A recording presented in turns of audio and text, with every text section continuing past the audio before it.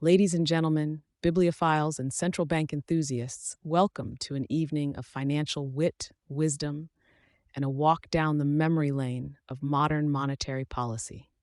I stand before you tonight to distill the essence of a tome penned by none other than the man who steered the United States through one of its most tempestuous economic storms, Ben Bernanke. His book, The Courage to Act, a memoir of a crisis and its aftermath, is a treasure trove of insights, and I am here to regale you with the top 10 insights from this magisterial work. Buckle up. It's going to be a rollicking ride through the annals of high finance with a dash of humor that would make even the Federal Reserve chuckle if it could. 1. The Oracle speaks in equations.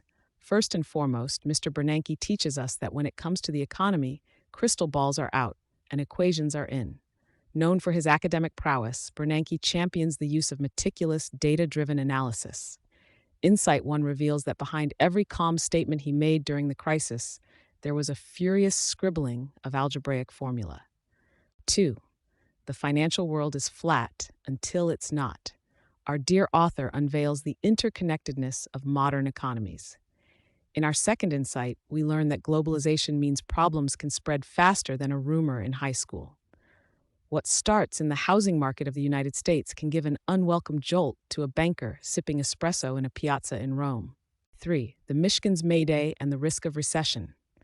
Named after the economist Frederick Mishkin and his infamous typo, Insight 3 shows us that when confronted with a potential downfall of global proportions, even the best minds can fumble.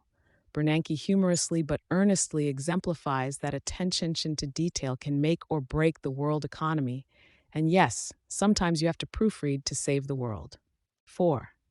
Inflate your life jackets. Insight 4 is all about how Bernanke pushed for the idea that inflation isn't always the villain it's made out to be. Sometimes a little bit of inflation is what's needed to keep the economy from sinking. Just remember, too much buoyancy can lead to a financial Titanic hitting the iceberg of hyperinflation. 5. The Bear Stearns Jive. How does one handle the collapse of a financial giant?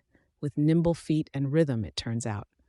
Our fifth takeaway demonstrates that central banking in times of crisis is less about stately waltzes with long-term policy and more about an improvised tap dance to keep financial systems afloat. 6. The art of central bank communication. Bernanke underscores the importance of clear, deliberate communication.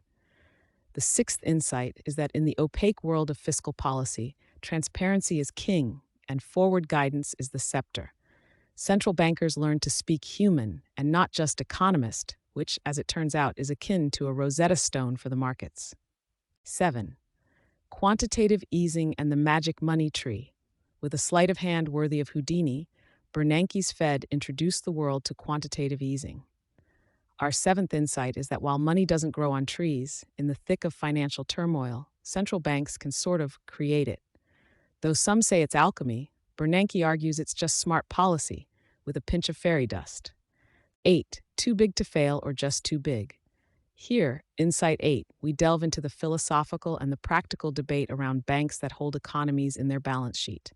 Bernanke posits that while too big to fail is a distasteful necessity, the long-term goal should be a financial Goldilocks zone. Not too big, not too small, but just right. 9. The central banker's burden. Insight 9 reminds us that, much like Sisyphus with his boulder, central bankers are tasked with the relentless job of managing economies, knowing well that the threat of recession could just roll back down the hill. Bernanke shares the stress, the sleepless nights, and the weight of global economies resting on one's shoulders, a burden more intense than any CrossFit workout. 10. The legacy of the Great Recession. Lastly, our 10th insight is reflective. Bernanke muses on the aftermath and the tools that remain in the central banking arsenal thanks to his and his colleagues' courage to act. Like the League of Extraordinary Gentlemen, they've left behind a set of financial gadgets for future generations. There you have it, 10 pithy pearls of wisdom from the memoirs of a man who, through a combination of academic excellence, policy innovation, and a steady hand, guided the global economy away from the precipice of complete disaster. Bernanke's narrative is a tale spun with the threads of fiscal responsibility, a splash of economic theory, and the unrelenting reality of market forces. The courage to act is at once a history lesson, a masterclass in economic crisis management, and a subtle reminder that in the high stakes world of money and markets, it is indeed courage, coupled with a dash of caution, that must guide our way. Bernanke's prose transforms the complex levers of monetary policy into a sprawling narrative that even a layperson can appreciate. Because at the end of the day, economics is about people, not just percentages. In conclusion, might we all take a moment to appreciate the fine line Bernanke walked?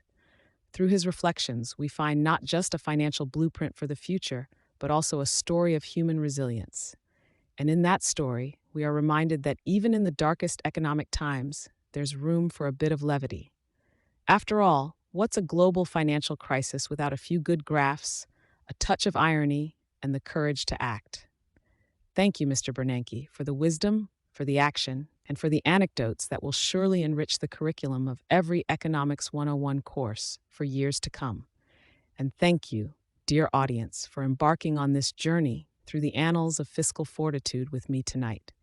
Keep your wallets close, but your insights closer. And always remember, behind every great economy, there's a central banker with a very, very complicated spreadsheet.